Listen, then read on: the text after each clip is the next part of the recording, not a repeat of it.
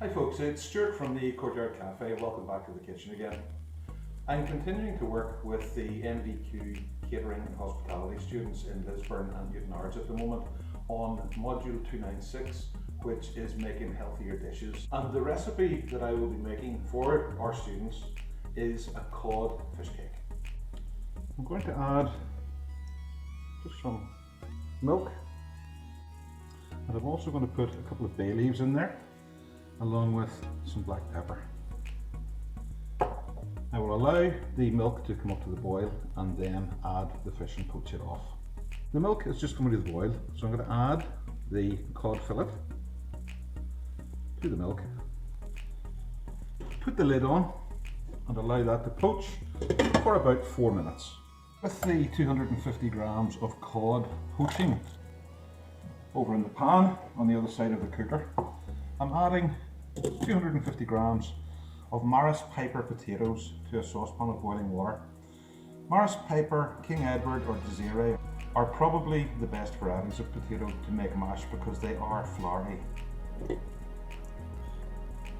check the fish, and that's bubbling away beautifully. That's pretty much done.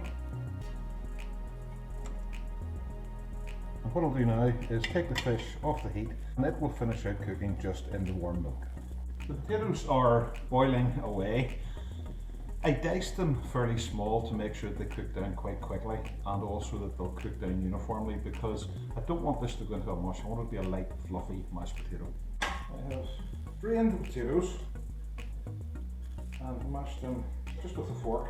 What I want to do is make sure that there are no large pieces of potato. Let the potatoes cool a little bit for a few minutes and then we can start to make the actual fish cakes. Two additions that I think work really well with fish and in a fish cake are some fresh parsley. I've washed it off and I want it to be really fine so that it mixes properly and fully throughout the fish cakes I make. And I'll add those to the potato. The other thing that I'm going to add is about half a zested lemon. Again, lemon is another thing which goes particularly well with fish. I want to mix those through before I add the fish, because at the stage when the fish goes in, I'm going to be very gentle. I don't want to break the pieces of the fish flesh up. And already you can see the wonderful colour that that's taken on. The potato has now cooled down enough that I'll actually be able to handle it and make the fish cakes. So I will add the fish into the potato mixture and very gently, really just turn it over to mix the fish flakes and the mash together. That's it mixed together, and what I want to do is just taste a little bit for seasoning. And I think that that's okay. Now that I've checked the seasoning, mixed everything through, I'll divide the mixture into 4 and put it out onto my board.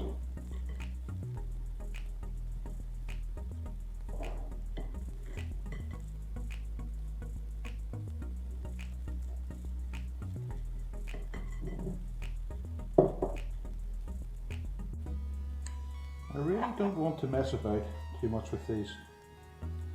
All that I'm really going to do is make them into a rough fish cake shape.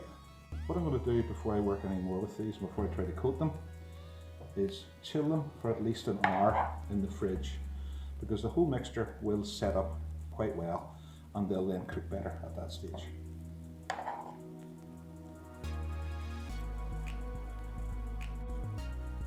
The fish cake mixture has set up in the fridge, and the first stage to breading them is coating them in a little bit of plain flour. Then dip it in some beaten egg. And the third stage is breadcrumbing. What I'm using here are panko breadcrumbs. It's a Japanese breadcrumb.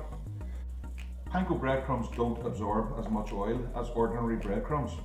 And since the Unit 296 is about making dishes healthier, That's part of the objective as well. Keep working them until you get an even coating of crumb.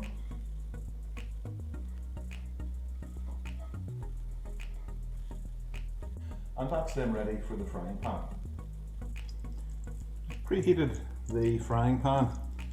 The easiest way to check if it's ready to cook is to drop a piece of the panko crumb in, and as you can see, it's immediately sizzling away. I want to cook these on a medium heat, medium to high, but I don't want the crumb to burn before the fish cake is heated all the way through in the middle.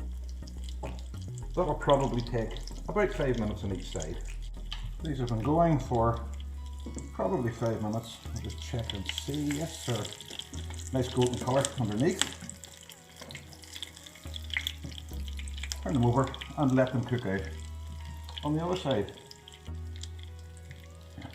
what I'm doing now is just giving them a minute or so, just cooking off the sides of the fish cake so that the panko takes on some colour there as well.